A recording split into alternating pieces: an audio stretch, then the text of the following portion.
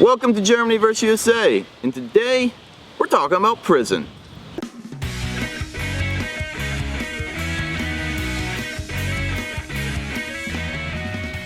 So the first thing that comes to my mind when we're talking about prison in the United States is actually that getting arrested is fairly easy in the United States, right? Yes, this is what brought up the topic. In the US, it's like a lot. Polluting, you're in jail. Littering, jaywalking.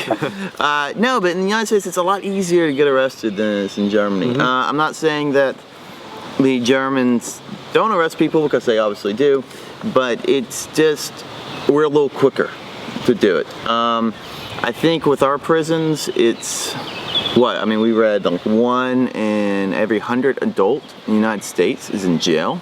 I mean, that's way higher than the rest of Western Europe. And in the world, actually. Yeah, just over. I mean, so it's a very high stat. And then the way our prisons are handled it's very different. You have more of a uniform system where, of course, we have the 50 states, and we have federal prison, and then we have for-profit prisons. We have boot camps. We have community service. We just have a lot of different things that can happen. Sure. So I guess what's also interesting is, especially for me, is like the boot camps. A lot of you might know, the Germans at least, like the TV channel N24, N24, and they will often have like documentaries about boot camps. And like, I think too many Germans just like, what the hell is going on at these places? It's like, yeah, so boot camp is usually only an option for a juvenile. So juvenile means Jugendlicher. Yeah, so anyone, depending on the state in the crime, there's always a lot of variables. Let's say you do like let's say a teenager vandalizes a place or something, so just being a stupid kid. They're looking at like 3 years in prison. They may be given the option to go to a year at boot camp. But do you think like they would actually get the sentence of 3 years in prison if they vandalize something? Well, let's say like the cost was 30 grand. Okay. Or something like that. Okay. I mean, I use vandalism as an example. I mean, there are more severe cases like a teenager getting a DUI or like a gun possession charge or even a violent crime, assault. So I mean, maybe vandalism wasn't the best example. Okay. But if you're young and it's like your first time offender and like you're just maybe have some issues, maybe you may be given that option. Okay. And so, but as an adult, you don't get that option. You're going to prison. So the boot camps are an option. Sometimes too, we have over 50% of people in the United States in prison. It's on drug-related charges. And yeah, so some states give you options too. All right, you can go to rehab or you can go to prison. But if you go to rehab, you're going to be in rehab for 8 months, a year, whatever. Like you're going, and if you break your probation, then you're going to jail. Okay. So yeah, so we do have that. So there are other options for that. Do y'all have that? Like, I'm not sure. I mean, there is like some programs for juveniles as well. They're not like boot camps, like in the sense of the documentaries that people see, or of the boot camps how we have them.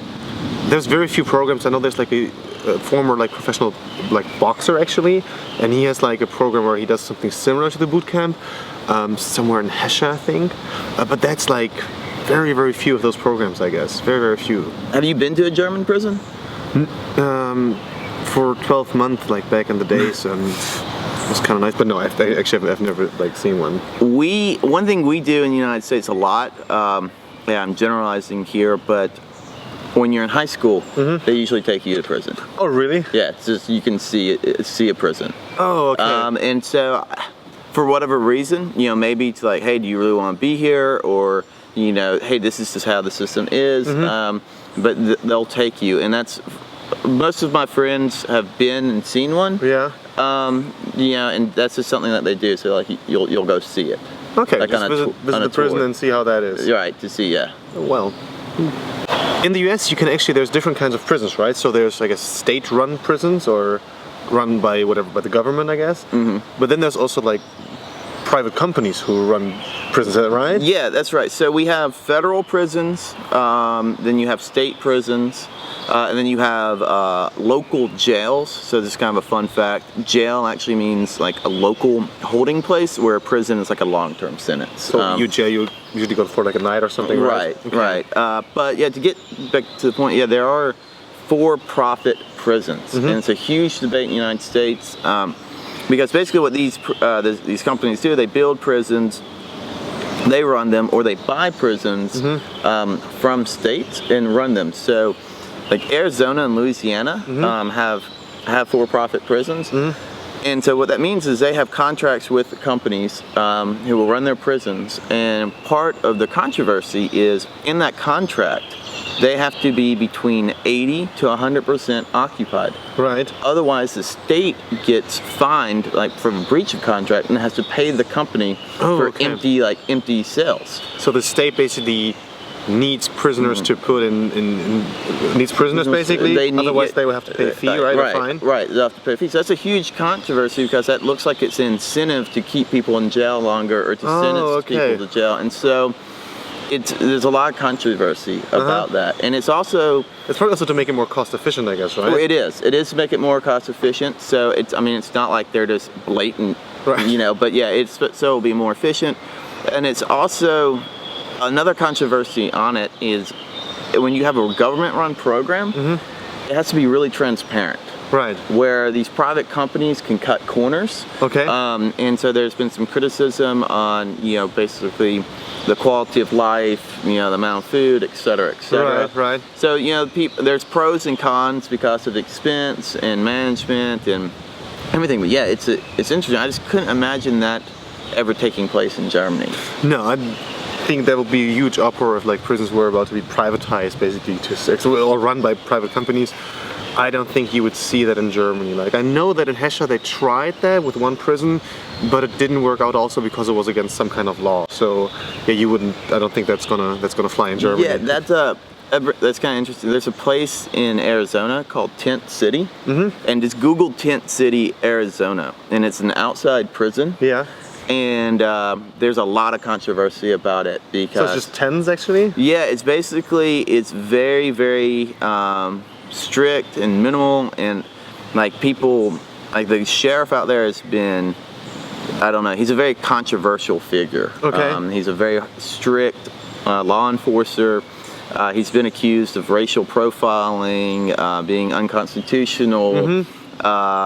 Just all types of terrible things. Fun stuff in life. Yeah. So it's it's very like I'm actually kind of surprised it's still. Running? Yeah, it's still running. Right? Yeah. Okay. So what is Tent City? Yeah, Tent City. Arizona. Yep. Let's visit there. Let's go there. Yeah. No, thank you. Yeah, if you ever go to Arizona, be on your best behavior. Don't go to prison, and you might end up in a tent. Yeah. In this context, it's worth mentioning the death penalty, but we're not going to mention it in this video.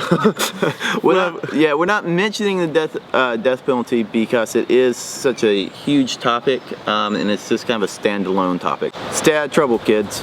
Don't go to prison. Y'all take it easy. Cheers.